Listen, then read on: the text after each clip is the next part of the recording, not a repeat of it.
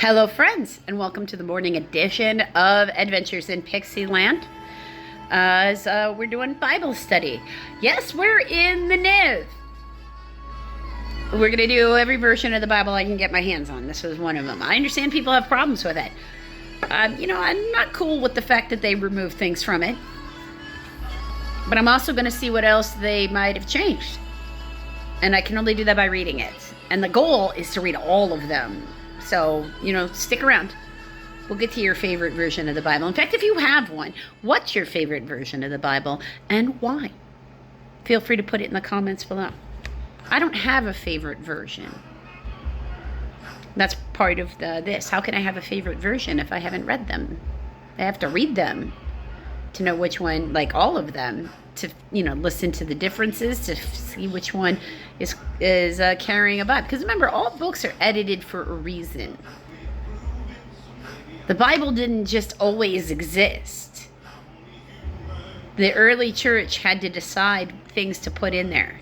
In fact, I say that when you get to the other parts, when we're in the letters, when we're in the era of Paul, the Apostle Paul.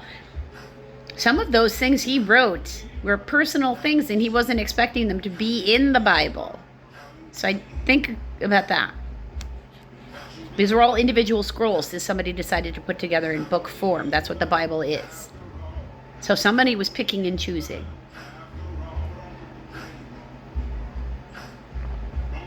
They didn't put a bunch of disagreeing opinions together.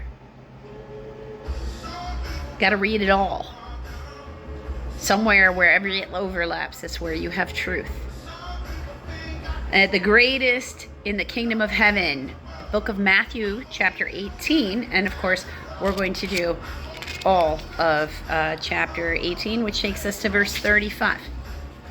Chapter 18, verse 1. At that time, the disciples came to Jesus and asked, "Who is the greatest in the kingdom of heaven?" He called a little child and had him stand among them. He said, "I will tell you the truth.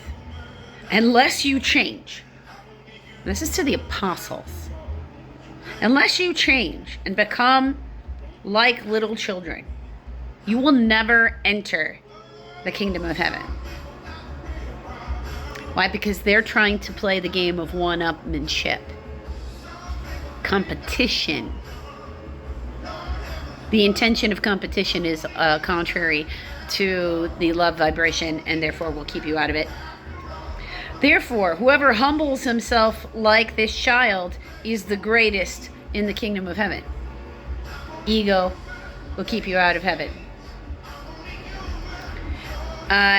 Verse 5, and whomever welcomes a little child like this in my name welcomes me. So whoever who is nice to children, especially in the name of Jesus, is nice to Jesus.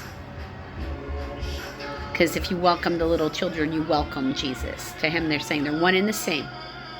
How you treat children is part of your test in this life of whether or not you're a good person, which is really what gets you into heaven. You have to be a good person to get into heaven. I'm not telling you what the definition of good person is, because that changes culture to culture, place to place. You know if you're hurting people, and you know if you're not. And if you're not, then keep doing what you're doing. If you are, stop it. You don't actually have that right. You're just a big jerk. Stop looking for excuses. But if anyone causes one of these little ones who believes in me to sin, like if you feed them your BS and tell them they're allowed to do things that you know that they're not supposed to be doing, because you know you're not supposed to be doing it, but now they're repeating your crap behavior while they're children, right? It would be better for him to have a large millstone, this is very heavy, okay, around his neck, and to be drowned in the depths of the sea. If you come at children and you are unrepentant, Jesus has something to say to you. Don't come for the children. That's how, and in society, we sort of have a root, like if you got that right. But I'm saying that Jesus said, don't come for the children. Verse 7, woe to the world because of these things that cause people to sin. These poor examples that are trying to justify their behavior so that you sin the way they sin. Such things must come. But woe to the man through whom they come. If you start some sort of movement and it causes a whole bunch of people to hurt each other in the process, your sin is considered greater. Now, he still has forgiven all sins. But Jesus has the right to have a bone to pick with you that has nothing to do with me. I can't make him forgive you. I can't even make him forgive me. Let's get real, okay? I'm just a person. I'm a minister, but being a minister just means I consciously choose to bend the knee to Jesus. And the reality of what that looks like in this moment is I'm just reading the Bible, man. I don't have the ability to send you to hell, and I don't have the ability to keep you from it either. If your hand or your foot causes you to sin, cut it off and throw it away. It is better to enter life maimed or crippled than to have 2 hands or 2 feet and be thrown into the eternal fire. You have a responsibility for removing from your life what it is that causes you to have temptation. Now, it doesn't mean you have the right to run around and yell at people for making you feel tempted. If you're feeling tempted, that is your wounding in your soul. And self-control is something he expects. That's not other people's job to give you self-control. The key hint there would be the word self with the control. If you're tempted, you're letting Satan in. Don't put that on anybody else. Own your crap, because it's not going to get better unless you own your crap. I know it's hard. Trust me, I'm a very stubborn person. It took me a long time before I could start really owning my crap. So I get it, but it's still what you got to do. It's the work. And if your eye causes you to sin, gouge it out and throw it away. It is better to enter life with 1 eye than have 2 eyes and be thrown into the fire of hell. Now, I'm not recommending you self-harm. That's a terrible thing. Don't do that. It's really, remember, most of this, their parable is their language. And really what they're doing is not any different than what I'm doing. I'm contextualizing. Because remember, these were real people, not just fictional characters on a TV show. Real people. Real people, so real emotions, real things. So he's trying to find a way to use a language that makes you stop and think. And this is the language they used during his time frame to make you stop and think. We use different language now. I'm really good at translating that kind of intention behind the lesson. Because like I said, my brain does the cliff notes. Now, I'm also, I'm a human, so it's going to be through my lens. Feel free to debate. Don't attack me. Let's discuss the content. If we're attacking each other, we're not doing what is intended here. The parable of the lost sheep, verse 10. See that you do not look down on one of these little ones. Don't think you're better than even children. That's ego. It's pride. Don't do it. For I tell you that their angels, like they have their own angels in heaven, always see the face of my Father in heaven. See. Some manuscripts just heaven. So every child that dies goes to heaven. That's how I interpret that. Now, there's going to be people who argue with that. By all means, let's go debate back and forth. Now, in their culture, in their society, by the time you were 10 days old, you've already been what we would consider for our equivalent of our society, like christened or baptized, or, because even within the Christian faith, they have different names for the exact same thing. The thing that happens when you're a little tiny baby and they bless you with the holy water, and usually your godparents are named. Whatever ceremony you want to call that. Because, I was in a variety, so let me explain. My family wasn't particularly religious, the ones that were actually around me. There were some that were, mostly they weren't. I, through friends, like through friends' families, through friends' parents, because I asked, found my way to a variety of churches. So I don't have any one specific religious indoctrination to spew, because I've been to so many, and we moved a lot. We moved every 2 to 3 years of my life until I hit 8th grade. So that's a lot of different. I've moved 14 times in my life, because I kept moving even after I hit adulthood, before I settled in. Okay, so whether or not you go through the baby ceremony, to me, if you're a baby and you've died, you go to heaven. You haven't had a chance to sin. But then I was raised in Protestant religions. It's not that I never went to Catholic church. I did. It just is not for me. So it didn't vibe for me. So, you have to actually have a chance to do something before you can sin. Babies really just to eat, sleep, and poop, mostly, until they get to a certain age. None of those things are sinning. Like, by that thing, then every animal in the wild also is always sinning. But no. Nor are we as grown-ups sinning when we do any of those things either, because we do those things as grown-ups too. So I'm like, no. That's just, no. So, yeah, they all live. Now, again, in this culture, they would have already gone through their baby blessing ceremony. That, if you're a Catholic, you believe in original sin, and it would have already been removed from you. So if he's talking to pulling over a 3-year-old or a 5-year-old or what, however old this kid is, that if they're Jewish, they've already gone through this. So he already knows that they've been sanctified. Right, so verse 12. What do you think? If a man owns 100 sheep, and one of them wanders away, will he not leave the 99 on the hills and go look for the one that wandered off? I mean, he comes from shepherds, right? Because he's from the line of Jesse. And they were shepherds. David was a shepherd before he was a king. And if he finds it, I tell you the truth, he is happier about that one sheep than about the 99 that didn't wander off.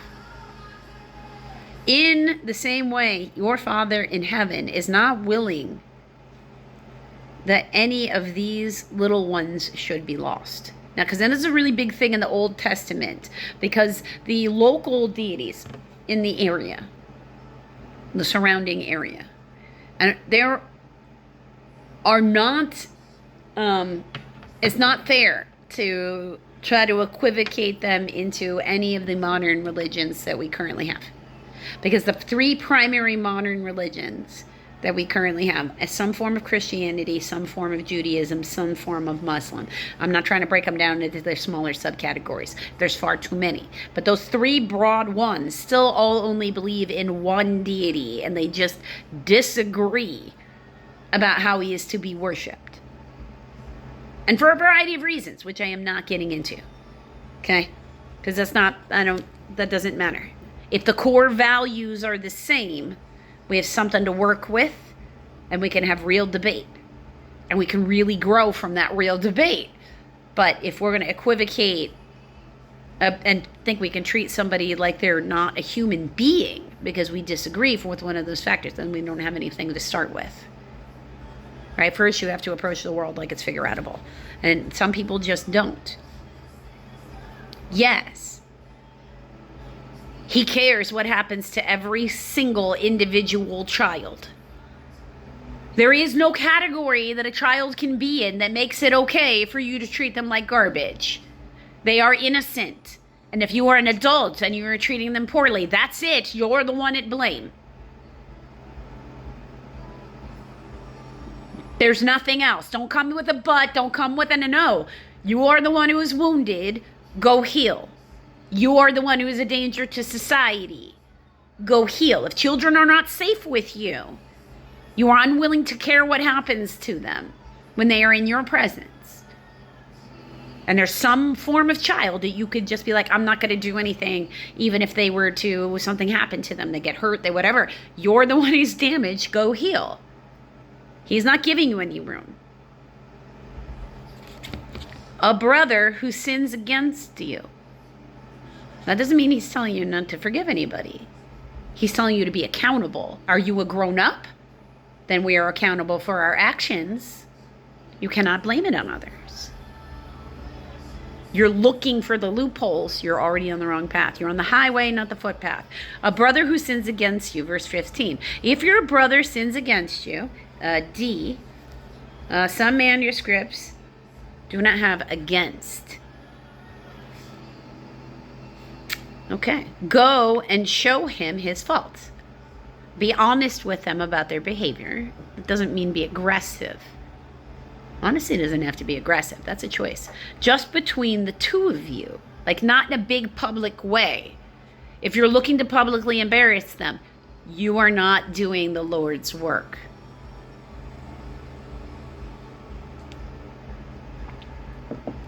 You try privately first. Because people respond better to gentleness. So start with that. He said, love one another. Remember? If he listens to you, you've won your brother over. Like, good. That's the way it's supposed to work. But if he will not listen, take one or two others along, so that every matter may be established by the testimony of 2 or 3 witnesses. E, that's from Deuteronomy 19:15. You have to make sure it's not just your perception of the situation. You need to go get other people. What if they can be convinced and it's just you? Your delivery, your way, your relationship with that person. Maybe their reaction to you is so strong that it can't be. Maybe somebody else is the helper that can get to them, here and in here, so they will behave right. Right now, I'm also not telling you what behave right looks like. Again, there's a difference between religious dogma and spirituality. I have a belief system and I'm a minister. I'm not telling you I'm a minister of this particular faith or Christianity as a belief system, but not, hey, I'm a Baptist or a Methodist or a evangelical or which I really think evangelical is a style of preaching, and it's probably pretty close if you were to say so. But a religious dogma, you must follow these religious rules or you're going to hell. No, I can't tell you if you're going to hell. He tells you if you're going to hell. If he refuses to listen to them, tell it to the church so you can escalate. So think of it as like, if he refuses to even listen to the church, treat him as you would a pagan or a tax collector, which is not well. It's just not well. So it means shun him from the church.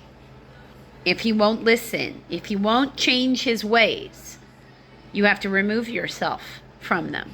But you're allowed to escalate if you think of it in a sense of an intervention, like with drug addicts, but with a sin addict, because we can become addicted to anything, including a type of sin. I tell you the truth. Whatever you bind on earth will be, or as have been. So in the process of binding it, you already make it happen simultaneously. What you do here on earth happens simultaneously in heaven. As above, so below. Plus quantum entanglement says 2 points are always connected. Okay? Will be loosed in heaven. Again, I tell you that if 2 of you on earth agree about anything, you ask for it, it will be done for you by my Father in heaven. For where there are 2 or 3 come together in my name, there I am with them. You don't need a big congregation to be in church. If 2 other people watch this video because here I am speaking the name and the word of Jesus and reading from the Bible, poof, it's church. If 2 people are sitting in a room right now watching this video at the same time, congratulations, you're at church. I go to church every day, right here in my own home, because that's how much I love Jesus. I don't want to have to leave the house to go find him, because he's right with me wherever I am. And that can be contrary to some particular religious doctrines, which is why I don't tend to go to those places. Like, it's not that I never visit. It's good to hear other opinions. No problem there. The parable of the unmerciful servant. Verse 21. Then Peter came to Jesus and asked, Lord, how many times shall I forgive my brother when he sins against me? Up to 7 times? Because that's the Mosaic law. Jesus answered, I tell you, not 7 times, but 77 times. Or 70 times 7. Therefore, the kingdom of heaven is like a king who wants to settle accounts with his servants. As he began the settlement, a man who owed him 10,000 talents, that is millions of dollars, so $10 million, was brought to him. Since he was not able to pay, the master ordered that he and his wife and children and all that he had be sold to repay the debt. The servant fell on his knees before him. Be patient with me, he begged, and I will pay back everything. The servant's master took pity on him. Well, that's good. And canceled the debt and let him go. Oh, good. How's that? I am moved by how much you love your family. Never mind, you don't owe me anything. Go on. Go on with your good self. But when that servant went out, he found one of his fellow servants who owed him 100 denarii. That is a few dollars. He grabbed him and began to choke him. Pay back what you owe me, he demanded. His fellow servant fell to his knees and begged him, be patient with me and I will pay you back. But he refused. Instead, he went off and had the man thrown in prison until he could pay the debt. Ooh. When the other servants saw what happened, they were greatly distressed and went and told their master everything that happened. Master, this person, it's like he won't be at work because this other person got him thrown in jail. He went and did drama. Then the master called the servant in. You wicked servant, he said. I canceled all your debt because you begged me to. Shouldn't you have mercy on your fellow servant just as I had on you? In anger, his master turned him over to the jailers to be tortured until he should pay back all he owed. This is how my heavenly Father will treat each of you unless you forgive your brother from your heart. So we always reap what we sow. The kingdom of heaven is pure love vibration. So if you've got malice and you want to do one-upmanship and I got to put them in their place and you're aggressive and that's your, like kind of, and I get it because it's a trauma response from a place of wounding. So I'm not being judgmental. I've been in that energy. So I understand what it is and the struggle that it can be. There are all kinds of things I had to remove from my world. TV shows I had to stop watching, stuff I had to remove because otherwise I was engaging in that aggressive behavior afterwards far too easily. So first remove that stimuli, then go heal whatever makes that happen. Because if you don't ever take the time to go heal it, you're always going to have that reaction. And it's just going to be a series of other stimuli that bring it about. Because it's a trauma that needs to be dealt with. Do unto others as you would have others do unto you is still valid. And I chuckle because for the first time in a while, instead of starting my day just with this and then going and watching my own other energy readings that I put on this channel, which to me is just another tool I use. to keep myself centered and balanced, because that's what I do. I basically tell you, this kind of drama might want to pop off. Remember who you are. Stay centered, because that's what Creator needs you to do, so you can be the light that you anchor into the world, because you have a light to anchor in this world. So for the first time in a long time, I watched that first. And I just don't. It's been years since I watched that first. And I basically listened to me go, why are you watching this first? You're supposed to go do what centers you before you consume anything from social media. What are you doing? But while you're here, remember that you're loved. And other people don't get to decide what kind of day you're going to have. So now you go do you, boo-boo. So you can be good to the world. I know it's a longer video. Thank you for sticking with me. Let's be good to the world today. Let's remember that we're supposed to treat everybody like they could potentially at least be as innocent and sweet as sweet little children when they're coming and communicating with you. Until they show you that their intentions are malice. Don't assume you have the right to put them in their place because of something you're feeling on the inside. It's not how that works.